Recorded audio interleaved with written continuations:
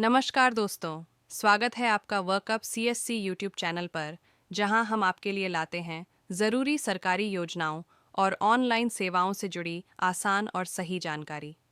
आज के इस वीडियो में हम बात करने वाले हैं, अगर आपको या आपकी किसी दोस्त को या आपकी किसी जानने वाले कोलीग को पीएफ यानी प्रोविडेंट फंड का पैसा निकालना है और दिक्कत आ रही है, तो ज़्यादा उलझना नहीं है। इसकी बजाय आपको इस वीडियो को देखना है। इसे सेव कर लीजिए, ये वीडियो आगे भी आपके काम आएगा। पीएफ फंड से पैसे निकालने के प्रोसेस अब और ज़्यादा सरल हो गई है और ज़्यादा आसान हो गई है। एम्प्लॉयज़ को अब पैसे निकालते समय अपना नाम वेरीफाई करवाने के लिए कैंसल्ड चेक या फिर बैंक पासबुक की इमेज अपलोड करने की कोई ज़रूरत नहीं है। ये एक नया अपडेट है। ऐसे में अगर आप इन दिनों पीएफ फंड से या प्रोविडेंट फंड से पैसे निकालने का प्लान बना रहे हैं, तो हम आपको इसकी पूरी प्रोसेसर बताने जा रहे हैं। गौर से समझिएगा और बड़ी ही आसानी से बगैर कैंसिल चेक के आप अपना पीएफ का पैसा निकाल सकते हैं। और कौन कौन से नियम हैं पीएफ के, वो भी आपको डिटेल में आगे मैं बताऊं।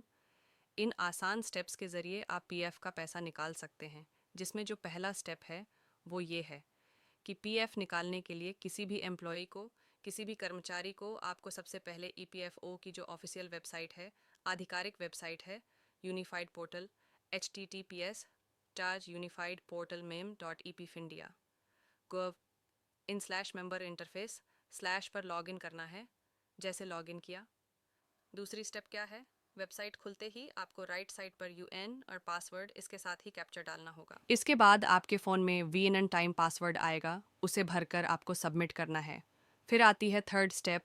अगले पेज पर ऑनलाइन सर्विसेज के टैब पर आपको क्लिक करना है और ड्रॉप डाउन सूची में फॉर्म नंबर 31, फॉर्म नंबर 918 और फॉर्म नंबर 10C इनको सेलेक्ट करना है। अब आते हैं फोर्थ पर।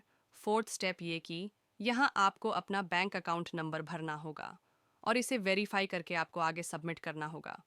अब तक वेरिफिकेशन के लिए आपको कैंसल्ड चेक लगता था, लेकिन फिफ्थ स्टेप, यहाँ अगले पेज पर फॉर्म नंबर 31 का आपको सिलेक्शन करना है और उसके बाद अगले पेज पर कितना पैसा आपको चाहिए पीएफ से वो भर दीजिए। आप क्यों निकलवाना चाहते हैं पीएफ का पैसा, वो रीज़न आप उसमें बता दीजिए। अपना पता और जो बाकी की डिटेल्स होती है, जेनरिक डिटेल्स, वो आप भर दीजिए।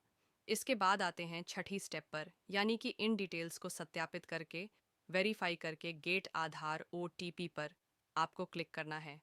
जैसे ही आप गेट आधार ओटीपी पर क्लिक करेंगे, आपका क्लेम सबमिट हो जाएगा। और यहाँ आपको अब ना तो कैंसिल चेक देना है, नहीं आपको बैंक पासबुक की कोई इमेज अपलोड करनी है। तो बहुत ही सरल, बहुत ही आसान तरीका। इसके बाद क्या आपको ये पता है कि ईपीएफओ मेंबर्स जल्दी ही यूपीआई के ज़रिए, यानी कि अपने फ़ोन के ज़रिए और एटीएम कार्ड से भी पीएफ का पैसा निकाल पाएंगे। इसकी लिमिट 1 लाख रुपए तक होगी।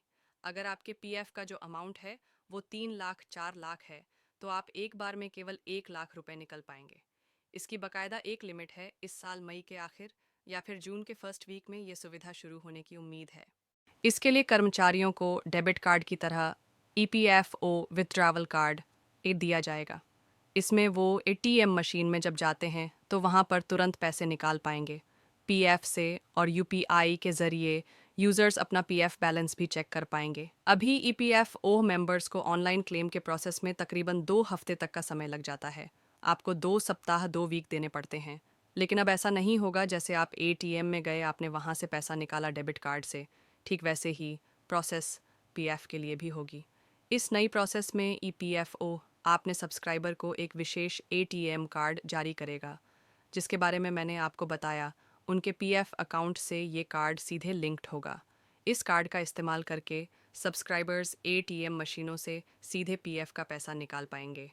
और जो मैंने दूसरा ऑप्शन आपको बताया था यूपीआई का, यूपीआई से पैसा निकालने के लिए आपको अपने पीएफ अकाउंट को यूपीआई से लिंक करना पड़ेगा और उसके बाद सब्सक्राइबर्स पीएफ का पैसा अपने बैंक अकाउंट से ट्रांसफ़र कर पाएंगे। ये पूरी प्रोसेस आपको समझ आ गई।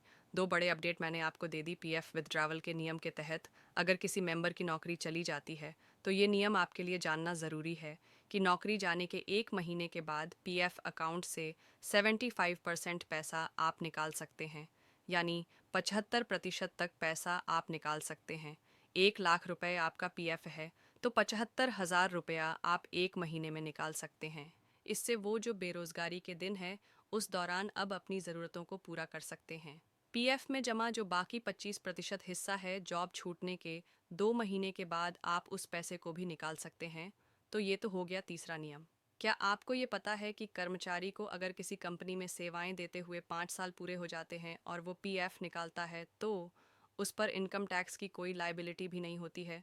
शायद आपको ये ना पता हो, लेकिन 5 साल की ये जॉब हो सकता है ये किसी एक ही कंपनी में आपने पूरी की हो, या इससे ज़्यादा कंपनियों को मिलाकर भी आपने अलग अलग कंपनियों में काम करते करते 5 साल से ज़्यादा समय गुजार दिए और उसके बाद आपका जो पीएफ है वो इकट्ठा हुआ है।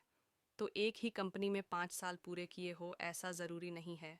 साथ ही ये भी जान लीजिए कि अगर कोई एम्प्लॉय नौकरी में 5 साल पूरे होने से पहले पीएफ खाते से 50,000 रुपये से ज़्यादा की राशि निकालता है तो उसे 10% टीडीएस चुकाना पड़ता है।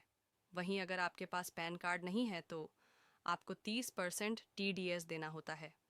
30%। हालांकि अगर कर्मचारी फॉर्म 15G और 15H सबमिट कराता है तो कोई टीडीएस नहीं काटा जाता है। ये सारी इन्फॉर्मेशन मुझे लगता है आपके काम की रही होंगी। इन नियमों को जानकर, नई अपडेट्स को जानकर आप अपना तो फ़ायदा करेंगे ही, साथ ही साथ जिन जिन लोगों से आप इस वीडियो को शेयर करने वाले हैं उनका बहुत ज़्यादा फ़ायदा होगा। आज की इस एक्सप्लेनर वीडियो में फ़िलहाल इतना ही।